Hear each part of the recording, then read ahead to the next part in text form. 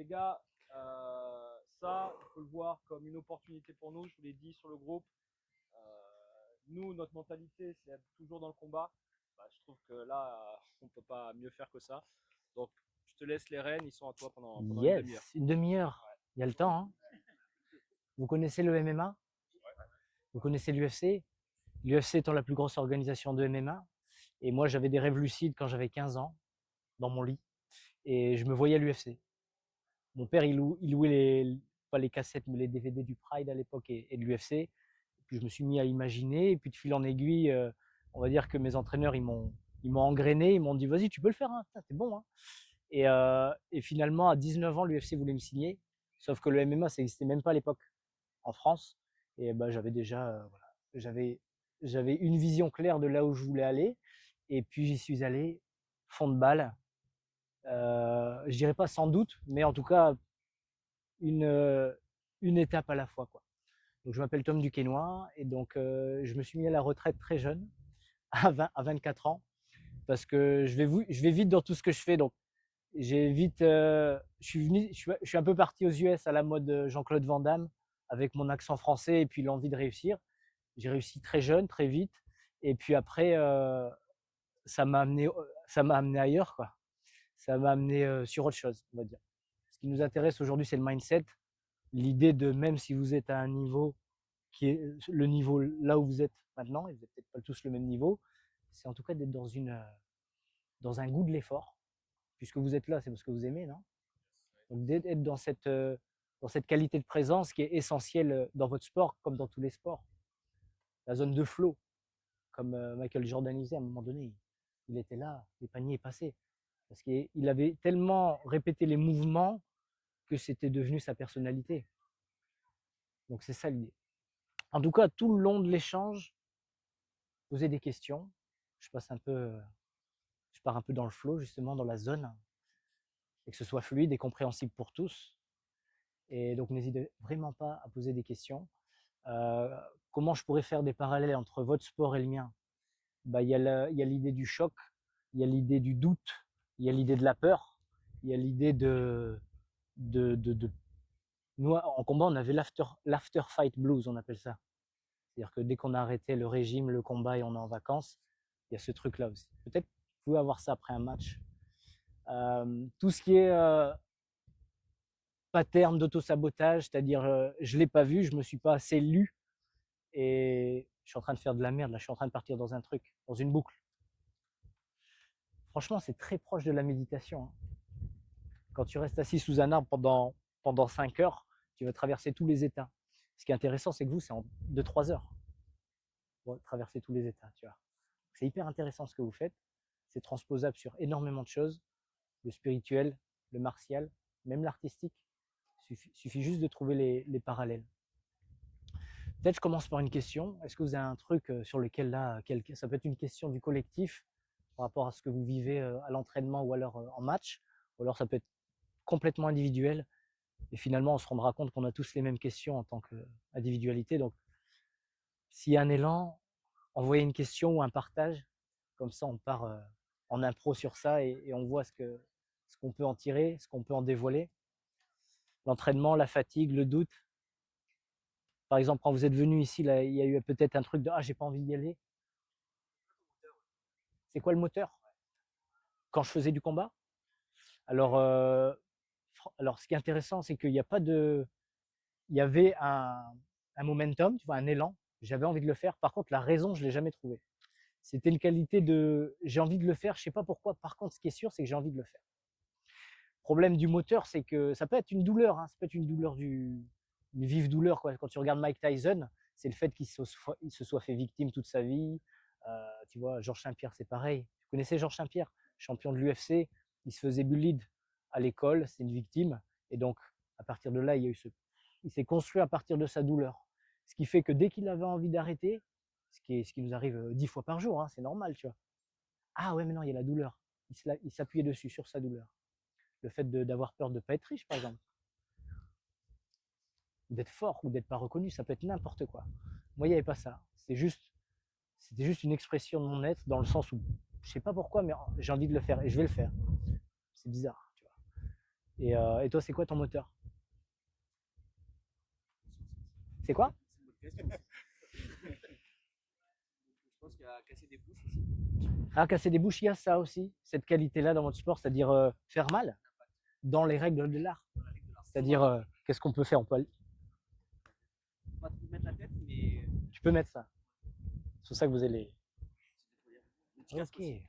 Ah bah super, tu vois, j'avais pas remarqué ça. Je savais qu'il y avait un truc d'amener le ballon de point A à un point B, mais prendre un peu de plaisir dans le truc. Pas trop de blessures quant à ça, parce que t'es pas plus lourd que lui, par exemple. Il y a des postes clés où tu évites les mecs balèzes, peut-être, non? Ok. Ok, donc ton moteur.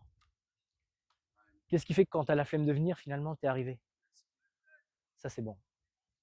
Mais la discipline, elle se base, donc c'est une répétition. Elle fait que finalement, un truc, c'était chiant au départ, et là, tu peux plus t'en passer. Donc il y a le côté bonne drogue.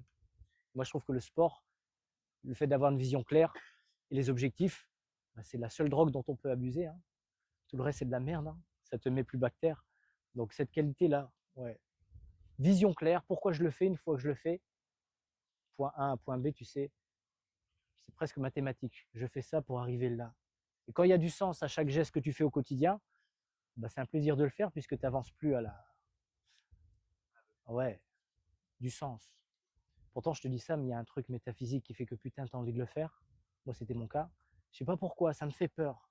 Je suis plus souple et plus fluet que mon adversaire. Il est plus fort en fait. Pourtant, je vais y aller, je vais le battre. Je sais pas. Il faut le faire parce qu'il faut le faire. Parce que la vie, elle passe vite. Parce que les questions, c'est bon pour les psychologues aussi. De temps en temps, c'est intéressant. Mais il faut se remettre dans le présent, surtout pour vous. Hein. Nous, en combat, si on n'est pas dans le présent, c'est sale. Et vous, ça peut être putain, l'oiseau, il est beau. Bam. Bah, c'est pareil. Hein. Ça revient, c'est la même chose. Ok, une autre question, un autre partage. Ceux qui sont derrière, peut-être briser la glace. Savoir si tu as abordé des combats avec un vrai enjeu différemment que les autres. S'il y a des trucs plus importants que d'autres. Ouais. Non, non, non. Chaque adversaire, il fallait, en fait, à chaque fois, il fallait gagner. Donc à chaque fois, il y a eu la même implication. Des fois, il y en a qui me faisaient plus peur que d'autres. Il y en a, je dis, tiens, lui, c'est une galère, je sais pas trop comment je vais faire. Après, tu as toujours l'autre, là, c'est pour une ceinture. Après, c'est pour 2 ceintures. Après, c'est pour un titre mondial. Après, c'est pour l'UFC. Donc, tu as toujours des enjeux. Mais finalement, 100%, ton âme, elle doit être à fond sur l'objectif qui arrive. Tu ne peux pas te dire 80%, bah non, bah, je vais faire quoi des 20%? Alors, je vais commencer à manger des chips ou quoi? Nous, en plus, on a la question du poids, ce qui fait que le contrôle, il doit se faire aussi dans ce que tu manges, dans le grammage, comment. Donc, tu vois, le côté ouf, c'est encore pire, je pense, parce que tu as ce côté où tu dois faire un poids. C'est-à-dire performance de haut niveau et à la fois, tu dois contrôler ton corps à 100% parce que tu dois l'amener à un poids. Tu vois. Et souvent, qu'il n'y ait pas le poids le poids que je fais. Là, par exemple, je devrais perdre 10 kilos pour être dans une catégorie où c'est plus optimal pour moi, pour ma carrière, tu vois. Donc il y a cette question du poids qui rajoute un poids à l'entraînement. C'est plus dur que le combat, le régime. Je réponds à ta question. Comment est-ce que tu gères la pression avant un combat? Déjà, tu analyses émotion. L'émotion, tu regardes, et ça, c'est intéressant parce que ça peut s'appliquer à tous les paramètres de ta vie, de ton existence, tu vois. Ce qui nous fait chier dans l'émotion, c'est quoi? C'est qu'on ne la contrôle pas. Donc, émotion, c'est 2 paramètres. C'est une tension dans le corps, ventre, poitrine, gorge. Souvent, c'est là, tu vois. Surtout avant, quand il y a la pression, ce que tu appelles la pression, c'est soit là, soit là, soit là, tu vois. Plus les pensées qui commencent à s'enclencher, le mental, elles ont une intensité de 0 à 10, et puis on sait pas quand elles arrivent, puis on ne sait pas non plus quand elles repartent. Tu vois. Donc, tu peux rien faire. Ce que tu peux, c'est un peu comme le Christ sur sa croix, bah, vas-y, viens, je suis là, fais-moi goûter. Donc, il y a le côté de ne pas fuir, tu vois. Il y a le côté de, en fait, vas-y, alors qu'est-ce qu'il y a là? Ok, il y a une tension là, 0 à 10, ça prend la gorge, c'est désagréable, j'ai envie d'abandonner. Ok, après, il y a le mental, les pensées, ça peut être, je parlais des trucs autosaboteurs tout à l'heure, c'est des pensées négatives, répétition, les jugements des autres, de toi, les doutes. Tout ça, en fait, c'est scannable. Il faut l'analyser à froid, un peu comme un scientifique qui ferait dans son laboratoire. Il va pas se dire, oh, putain, la molécule, elle me fait chier, là. Toi, il ne se l'approprie pas. Et tu regardes ça. Tu regardes que ça a une existence, un temps propre que tu ne contrôles pas. Le seul truc que tu peux faire, bah, c'est de la goûter, tu vois. La goûter et faire face et dire alors, il y a quoi là? Ah, c'est tout. Ah, bon, bah merci. Et puis tu n'as pas le temps de faire ça en match, tu te remets dans le truc. Tu vois, c'est dire, elle n'est pas toi. Par contre, elle passe à travers toi pendant une durée, quoi. Mais c'est quand t'identifies, t'imagines, toi, tu as une pensée de suicide, tu t'identifies, tu le fais vraiment? Ben non, en fait. Tu vois. Donc c'est pour ça la qualité de j'entends, mais j'écoute pas. Tu vois. Mais je l'entends. De toute façon, si elle est là, c'est pour m'apporter une information, tu vois. Mais je la laisse faire, je la goûte, je la fuis pas, ni je la boxe, ni je la fuis. Je lui dis alors qu'est-ce qu'il y a, tu vois. Comme si tu écoutais, je sais pas moi, t'es un enfant, tu vas l'écouter, ah ouais, c'est bien, ouais, d'accord, je suis là, tranquille, c'est tout, ouais, merci, au revoir. Tu vois. Ben non, tu l'affrontes pas parce qu'elle n'existe pas, tu la fuis pas parce qu'elle n'existe pas. Elle existe pour justement t'amener à moi ce que j'appelle plutôt une transformation, c'est-à-dire capitaliser ce truc qu'on trouve un peu merdique, tu vois, en présence. Et souvent, c'est la respiration.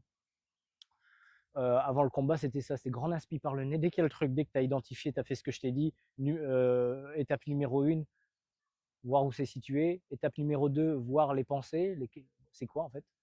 Et à partir de là,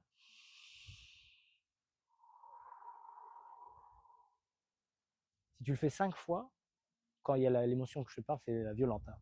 Genre ta copine elle t'a trompé avec ton frère. Tu arrives là, t'es tranquille, t'es genre, attends. Et tu vois, tout peut passer à travers toi. Et c'est ça que nous, on a avant le combat. Et les combattants, ils sont toujours en train de faire les cons, mais c'est des grands maîtres. Pourquoi? Parce qu'ils sont là, il y a 10 000 personnes dans le match, t'es plus dans le confort du vestiaire, et t'es là, tu dis, what the fuck, qu'est-ce que je fais là en fait? Et là, en fait, j'ai juste envie d'abandonner. Moi, j'avais un prof, il me disait, c'est un ancien combattant, son avion, il atterrissait pour aller au combat. Et en fait, il espérait qu'une chose, c'est que l'avion, il se plante, en fait, et qu'il crève. Comme ça, il n'a pas affronté cette espèce de mort de l'ego, tu vois. Pour te dire que nous, on va hyper loin, tu vois. Donc, d'où la qualité de inspi, expi, dès que ça commence à bouger, reste là, c'est tout. Sois disponible aussi, hein, c'est pas que le côté discipline, c'est pas que exclure ce qui est chiant et ce qui fait mal et être que dans le dur, que dans le yang, tu vois. C'est aussi permettre en toi ça de vivre parce que ça t'apporte quelque chose. Sauf que sur le terrain, il n'y a pas le temps, t'as vu. Mais tu t'en occupes plus tard le jour même ou le week-end d'après. Et si tu dois être dans un focus qui dure, je sais pas moi, 3-6 mois ou même tout le temps de la saison, tu t'en occupes après ça, tu vois. Tu prends des temps, des activités ressources. Plus vu la région qu'on habite, c'est quand même la nature, tu vois. L'eau, froide, chaude, l'alternance, ça crée déjà tu vois, ça dézoome, quoi, cette prise de hauteur par rapport au corps qui, lui, il est complètement là, on est toujours en train de lui demander plus, tu vois. Donc, c'est comment tu amènes ton corps au top sans le griller et sans le griller aussi toi-même, tu vois. Ta spontanéité. Une autre question, là-bas, il faut que ça s'agite un peu, attends là-bas. Ou alors tu te mets là-bas. Comme ça, je leur parle. Alors,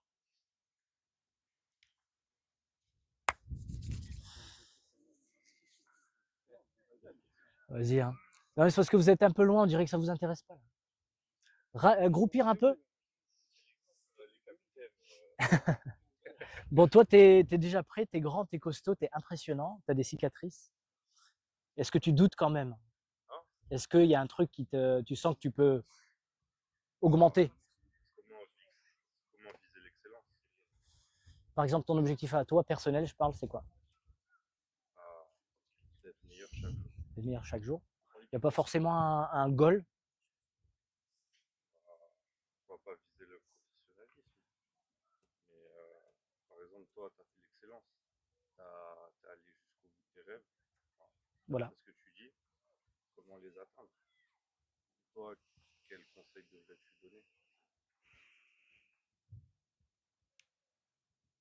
Bah, en fait, celui qui peut réussir, une fois que tu as l'objectif en tête, toi, c'est devenir pro.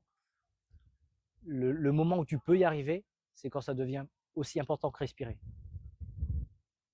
Quand ça devient aussi important que respirer, c'est bon, c'est une question d'année. Avant, pas sûr. Parce que même ceux pour qui, moi, en MMA maintenant, tu regardes les Tchétchènes, c'est des mecs qui s'entraînent 5 heures par jour depuis tout petit. Et ben même eux, c'est pas sûr qu'ils y arrivent à l'UFC, tu vois. Donc imagine ceux qui font un peu moins, tu vois. Donc, tant que, voilà, si c'est pas aussi important que respirer, ça peut ne pas marcher. C'est presque certain. Et après, comme tu disais, la discipline, elle sert pour ça. Tu fais étape par étape. Tu te juges pas. Ça doit être presque spirituel pour toi. C'est une religion, en fait. Sauf qu'au lieu de faire tes ablutions et ta prière, tu manges bien, tu fais ton entraînement, tu te reposes en conséquence. Mais c'est les mêmes pratiques, tu vois. C'est exactement la même chose. Et ce qui est intéressant de le voir comme un truc spirituel, c'est qu'il y a après, tu as la foi. T'as la foi. Ta pratique, ça devient ton effort. En plus, cet effort-là, il est bon. Parce que tu as envie de bien manger quand tu t'es bien entraîné, tu as envie d'aller à McDo, tu as envie de bien dormir parce que, voilà. Donc, c'est un cercle vertueux. Et la discipline, on n'est jamais assez discipliné. Et ça pourrait être une pratique de l'excellence qui se retrouve dans tous les autres secteurs de ta vie, en fait. La qualité de la résilience. Tu vois, quand il fait The Rock, vous avez vu le film avec The Rock et le Exhibit sur le football américain, sur des détenus dont leur seule chance est de revenir par le biais du football. Et ouais, c'est ça, c'est intéressant. Hein. C'est vraiment discipline, y aller, y aller. Les doutes, oui, c'est bon, mais avec, tu vois. Toujours, allez, on y va, avec les doutes. Tu fais avec. C'est ça. Je sais pas si c'est clair. J'en vois un peu comme ça. Hein. J'espère que je vous prends pas la tête. Vous n'osez pas le dire. Encore que si vous êtes à 2-3 sur moi, 2-3 comme lui, là, je peux plus rien faire. Hein. Même courir, je peux plus. Même courir, je peux pas parce que. C'est le premier. Eh ouais, j'ai vu ça, ouais. D'autres questions? Yes. Ah non, vas-y. Non, vas-y. Depuis le temps. C'est une question de vieux. Vas-y. Question. J'avais deux questions. Ouais. La première, c'est est-ce que quand tu es sur le ring, tu as l'approche au combat qui est plutôt tactique, donc mental, Ouais. mais logique ou émotionnelle. Donc tu t'appuies sur des sensations, sur l'émotivité qui t'a construit pour. Ouais, c'est un mix des deux. Par exemple, tu construis à partir du logique pour, à un moment donné, si tu l'as touché grâce à la logique, là, quand tu le finis, là, faut y aller, il y a le côté émotionnel, tu vois. Mais faut faire gaffe quand même, c'est un subtil mélange des deux. À chaque fois que tu passes dans le cerveau reptilien, tu n'es plus dans le néocortex, du coup, tu sais plus trop ce que tu fais, du coup, c'est amateur. Mais à la fois, tu peux pas être intellectuel, c'est-à-dire la répétition à l'entraînement, elle crée les connexions neuronales qui fait que en combat, ça se fait vite, tu vois. Et tu peux pas être intellectuel, tu vois ce qu'on avait vu. J'ai eu une expérience scientifique où ça montre que au niveau du libre arbitre, la décision, elle est quelques centièmes de seconde après l'action. Tu vois ce que je veux dire? Donc c'est que le corps sait, le corps fait, l'esprit, donc le mental conclut. La prise de décision, elle est après l'action chez l'humain. T'imagines? Et moi, je le sens. Moi, je l'ai découvert pas par cette histoire scientifique. Elle a confirmé ce que moi j'avais ressenti pendant le combat. C'est que des fois, tu es là, tu as mis un coup, c'est passé. Ah merde, mais il est KO. Mais tu n'as pas eu le temps de l'intellectualiser. C'est trop tard. Il a un temps de retard, le mental. Le mental, c'est en match ou en combat, c'est un peu la même chose. C'est un excellent passager, mais c'est un mauvais conducteur. Il est là pour te donner des trucs intelligents, pour appliquer tout de suite dans le moment présent, tu vois. Sinon c'est trop long. Donc on a un côté tactique quand même, c'est-à-dire ce qu'on appelle le game plan, tout ce qu'on va éviter de faire pour perdre le combat et tout ce qu'on va essayer d'optimiser, pour qu'on arrive, c'est-à-dire comment tu utilises tes forces dans les failles du combattant qui arrive.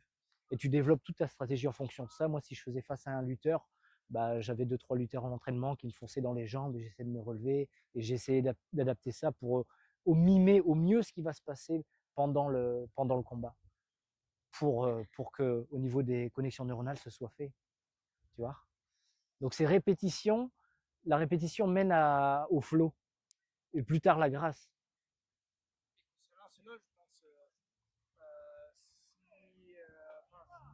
si t'es jamais arrivé de rencontrer quelqu'un ou d'y réfléchir, quand on a affaire avec des athlètes qui ont la logique, ont la tactique, ont tout ce qui est sur un papier blanc qu'on écrit et que derrière on essaie d'appliquer, mais qu'il manque ce côté reptilien dont on parlait, non? L'émotion qui guide un peu Ouais. comment on fait à déclencher, comment on fait à retrouver cette rage, cet énervement qui nous permet dans des sports de collision, de contact, de dominer sur le terrain. Ouais, t'es à l'entraînement comme tu seras en combat ou en match. Donc l'entraînement, c'est la répétition du match. Nous, en ce qui concerne le combat, c'était de se rapprocher au maximum sans se blesser. Et à mon avis, pour vous, ça va être la même chose.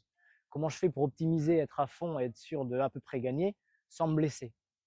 Et je pense que tout est transposable. En MMA, par exemple, on faisait du sparring à 80% plutôt que 100% sans protection. Donc on faisait 80% avec protection, ce qui fait qu'on pouvait mimer au mieux ce qui allait se passer en combat, sauf qu'on ne se blessait pas avant.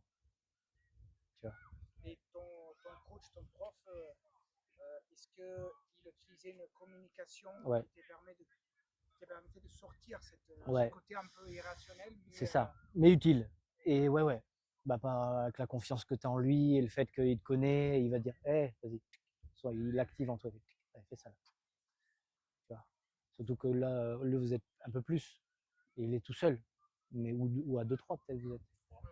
Donc, on doit arriver à peu près à la même chose, je pense, en football. Hein. C'est-à-dire, tiens, je te connais là. Vas-y, là, fais ça. C'est le moment où. Ou alors, l'inverse. Tiens, là, c'est le moment où tu craques et que tu fais de la merde. Juste fais attention. Inspire, expire, tu es là, vas-y, reste présent, fais attention à ton modèle, ton pattern, on appelle ça aux États-Unis les patterns psychologiques, émotionnels. C'est pour ça que ce que vous faites, c'est hyper calé, parce que après, quand vous adaptez votre résilience, votre discipline dans les autres secteurs de la vie, bah, ça fait des humains qui peuvent tout faire. Parce que tu pourrais monter une entreprise, tu pourrais tout faire. Mais il faut le voir comme ça, tu vois. C'est-à-dire, tout ce que tu fais en termes d'entraînement, tout ce que tu es capable de te mettre en termes de tarifs, de discipline et de sacrifice, ben, tu peux le faire dans les autres secteurs, dans le business, même dans le couple, pourquoi pas, dans tout en fait. Et c'est trop bien. Et tu exerces en fait cette qualité-là, cette qualité de résilience d'aller vers l'avant, même quand on prend plein la gueule. Tu vois un peu le mindset Rocky, il n'est pas cliché. Je pense que les Américains ils aiment bien parce qu'il peut tout faire. Une fois que tu as ce mindset, tu peux tout faire. Après, il faut que ce soit relié au cœur, parce que si tu peux tout faire mais que tu fais n'importe quoi. Une autre question? Yes, man! T'es le plus motivé, toi, mais putain, mais qu'est-ce que t'es balèze, hein? Moi, c'est une question pour les vieux. Tu as dit que tu as pris ta retraite à 24 ans. Du coup, c'est du 2 en 1. Tu as pris ta retraite pour garder une intégrité physique. Et ensuite, qu'est-ce que tu as pris comme soupape pour compenser le sport que tu as? Ouais, alors moi, l'idée, c'est que à 12 ans, je commence et j'ai une vie d'adolescent pas comme les autres, c'est juste entraînement, discipline et les objectifs. Tu vois, j'ai un papa qui m'a mis dedans très, très jeune et qui, lui, s'est guéri à travers moi, ma carrière de combattant aussi, tu vois. Donc, il y a la question du père dedans qui est très, très, très présente. C'était une connexion avec lui. Et puis après, quand je suis arrivé dans le top 20 et que je faisais un peu une analyse de la situation, je dis bon ben je connais les sensations, j'ai fait 250 combats, donc le processus entraînement, combat, régime, vacances, je l'ai fait depuis tout petit, tu vois. Donc c'est un effort et un goût que je connais bien. Et donc pour moi, ce qui est intéressant, c'est ce que m'a offert le MMA. C'était de m'extraire de là où j'étais. J'habitais dans le nord de la France. À 18 ans, j'avais qu'une hâte, c'était de me barrer. Je suis parti à Paris, où il y avait le meilleur niveau de MMA en France, en attendant d'être classé dans le top 30 déjà. Et puis après, j'ai déménagé à Albuquerque. J'ai fait 3 villes aux États-Unis, 4 même. Los Angeles, Albuquerque, Las Vegas, parce que c'était là où ça se passe pour le. Non, mais tu fais ah ouais, non, je parle le MMA, c'est là-bas que ça se passe. Je parle du MMA. Et donc, et le quatrième, c'était Sacramento, donc la capitale de la Californie, quoi. Donc voilà. Donc pourquoi j'ai arrêté? Parce que la sensation, je la connaissais que trop bien. Après, j'aurais pu continuer, mais c'était pas ce qui était voulu pour moi. Quand j'écoutais là, ça vibrait pas. Et moi, je suis fort quand ça vibre. Quand ça vibre, oh putain, je peux faire 12 heures par jour sur le même sujet, comme un autiste. D'ailleurs, je suis autiste. Et voilà. Et comment j'ai, parce que ça c'est une vraie question, parce que moi j'ai plein de potes à la retraite, ah, vas-y les drogues et la truc et la, bah il faut pas lâcher ton mindset, mais l'exporter sur autre chose.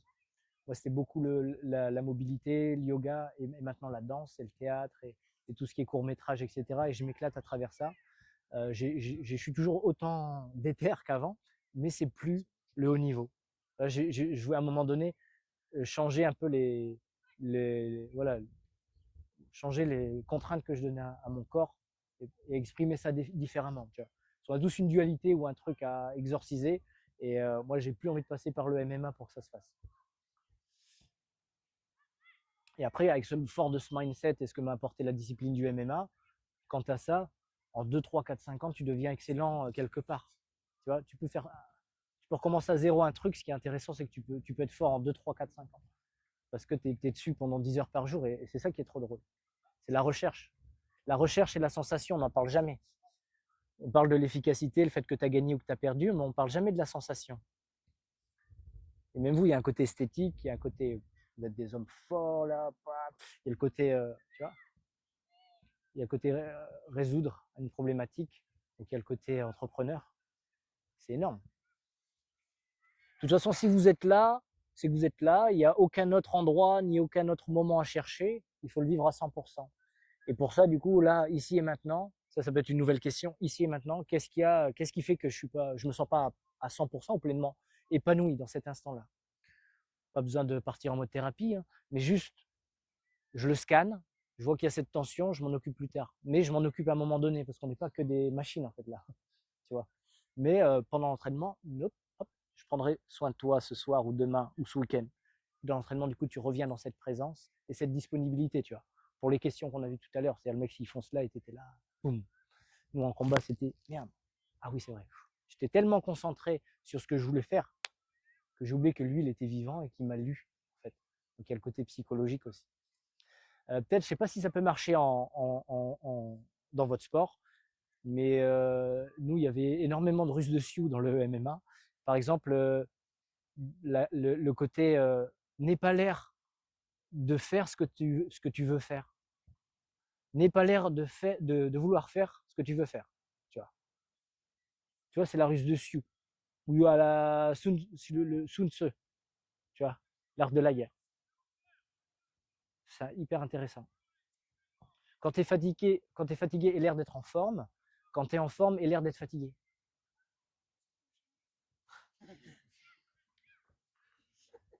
Qu'est-ce que tu dis? Je dis, c'est pour ça qu'il est nonchalant.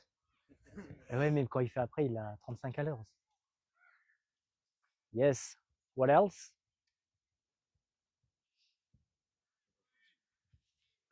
Quand on atteint un niveau comme le tien, du coup un peu plus médiatisé et plus professionnalisé, comment tu, surtout avec beaucoup plus de préparation, comment tu as réussi à vivre, je sais pas, tes plus grosses défaites?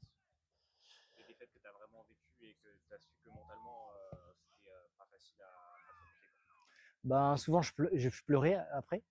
Et après, le passage à l'action, il était OK. J'ai exorcisé. J'ai analysé par contre l'endroit où exactement j'ai péché pour, dès la semaine d'après ou à la reprise de l'entraînement, travailler spécifiquement dessus et faire ça même une force. Par exemple, si je me suis pris un étranglement, les séances d'après, je devenais fort à cette sortie d'étranglement ou à étrangler. Tu vois. Il n'y a que soit tu gagnes, soit tu apprends. Si tu es bon, tu gagnes en apprenant aussi.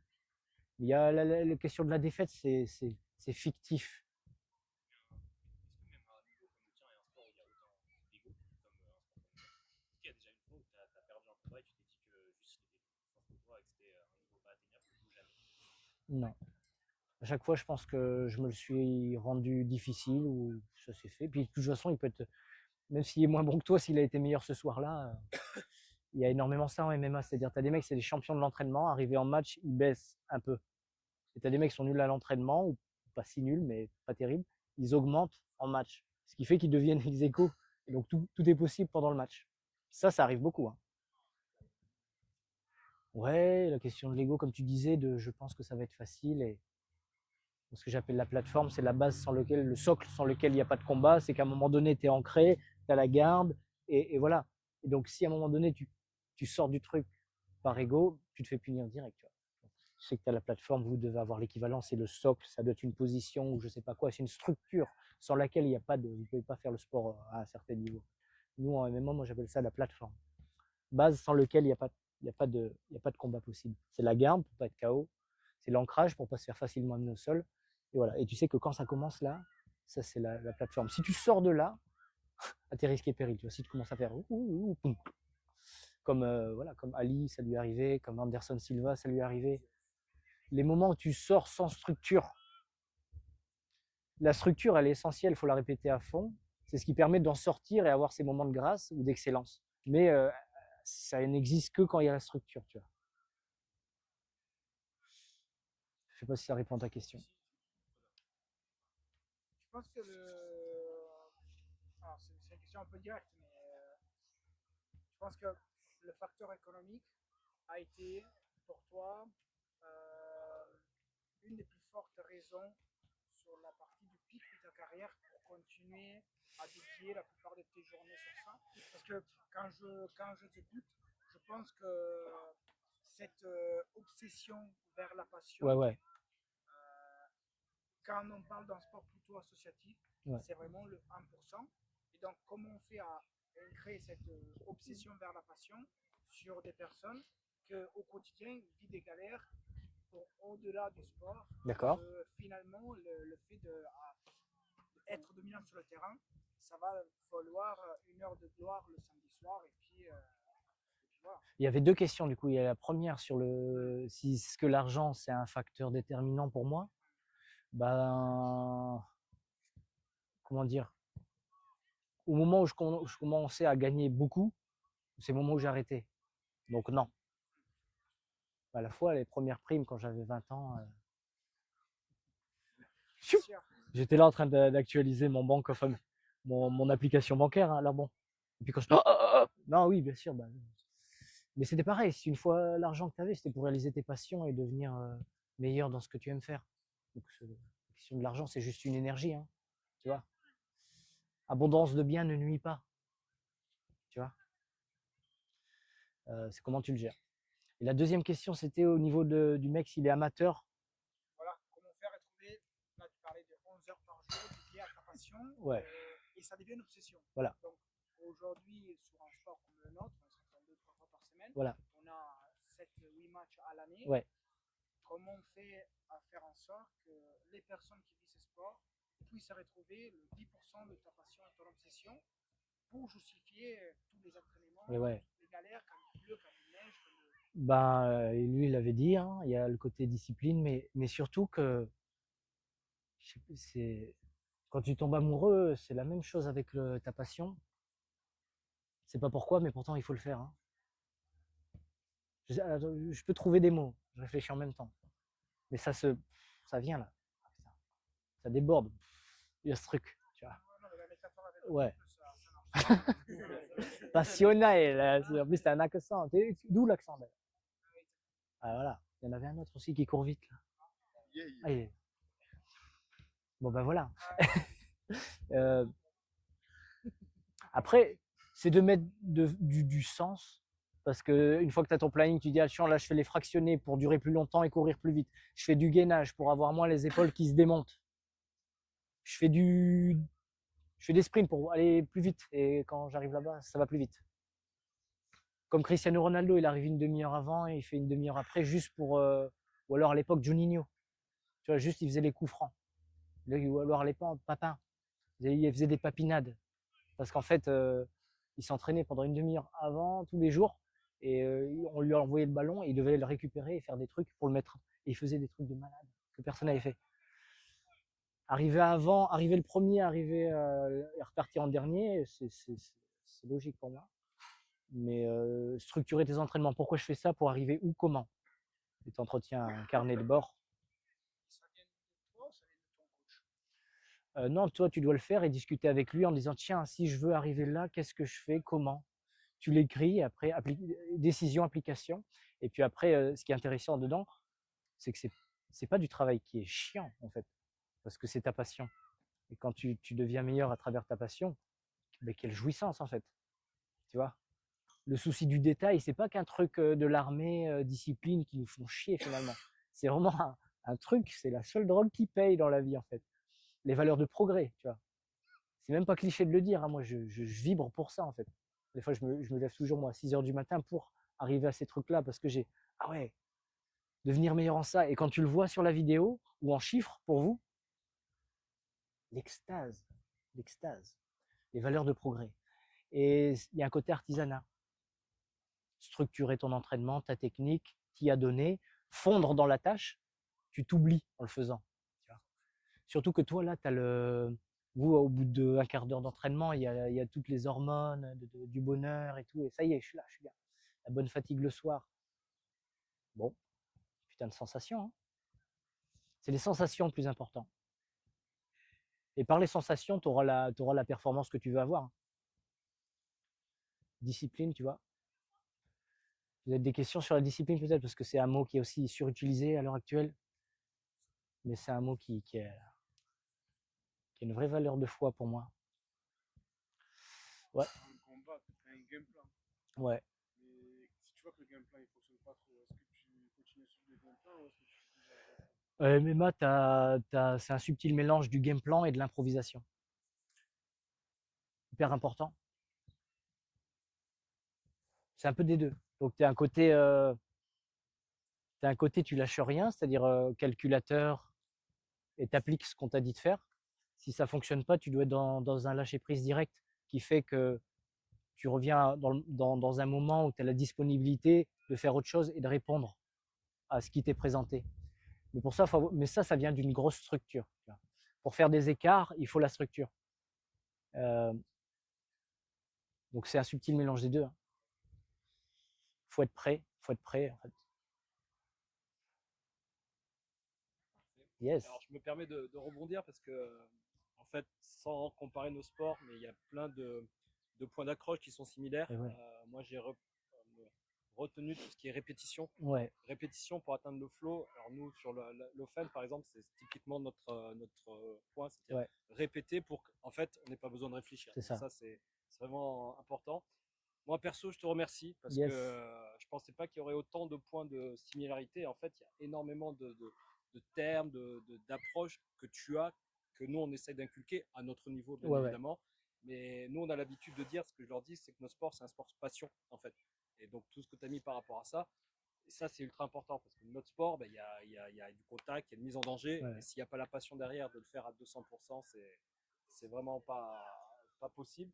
Donc, je te remercie énormément. Yes, mec, avec grand plaisir. Ben, Merci beaucoup. C'est vraiment appréciable. Marvin, je te laisse breaker avec le milieu. Qu'est-ce qu'il va faire? J'ai eu peur. J'ai eu peur.